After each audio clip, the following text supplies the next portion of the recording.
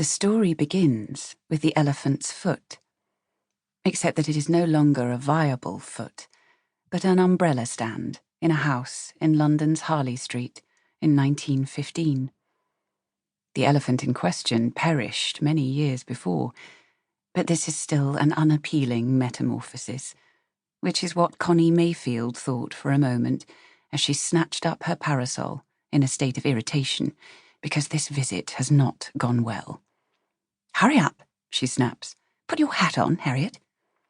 The long-dead elephant had its foot, all 4 feet, in the 19th century and in the heart of Africa.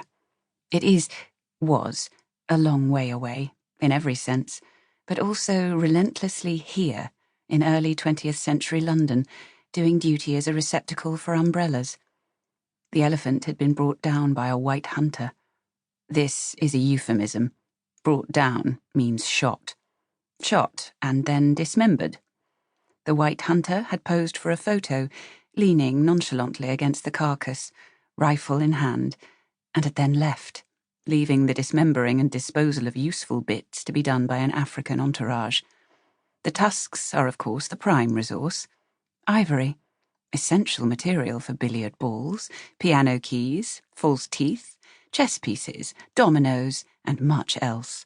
Thank goodness for elephants. And there is more.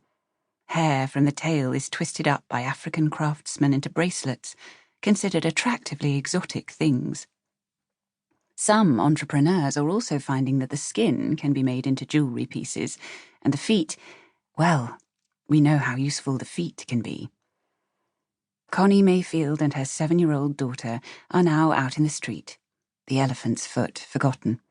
Harriet had not even noticed it. "And you weren't at all nice to Great Granny," says Connie. "You didn't answer when she asked about your dancing class. You never even looked at her when she was talking to you." "I don't really like Great Granny," says Harriet. Casual. "Why ever not, for goodness sake?" "She's old," says Harriet. "I don't like old." Connie stops. She pulls Harriet to a halt. She looks down at her. "Harriet," she says, "one day you will be old, like Great Granny." Harriet laughs. "No, I won't." Connie is exasperated, as she is rather often with Harriet. "And how would you feel if a little girl was rude to you and didn't like you?" "You're just being silly," says Harriet. "How can I be old? I'm me." "And you don't call me silly. That's enough, Harriet." Connie now whisks her daughter ahead. She can't wait to get home and hand her over to Nanny. Tonight, she and her husband are dining with the Laycocks.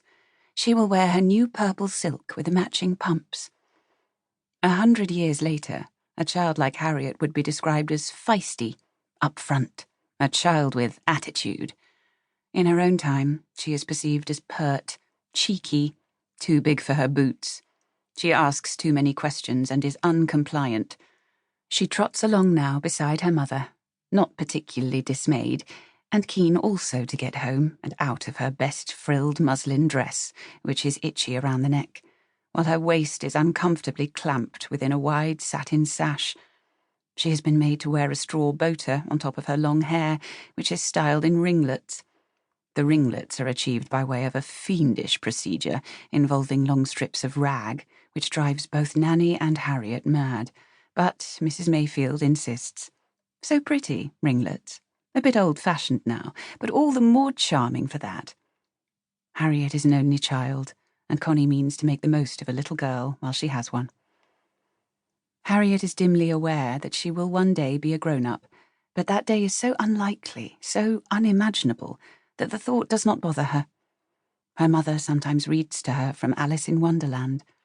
Harriet is disturbed by the accounts of Alice changing size, getting larger, and averts her eyes from the illustrations of a distorted Alice. Could that happen? Well, no, this is just a storybook. But she herself has just grown out of the boots she wore last year, which is worrying. She does not like Nanny to measure her height against the nursery door.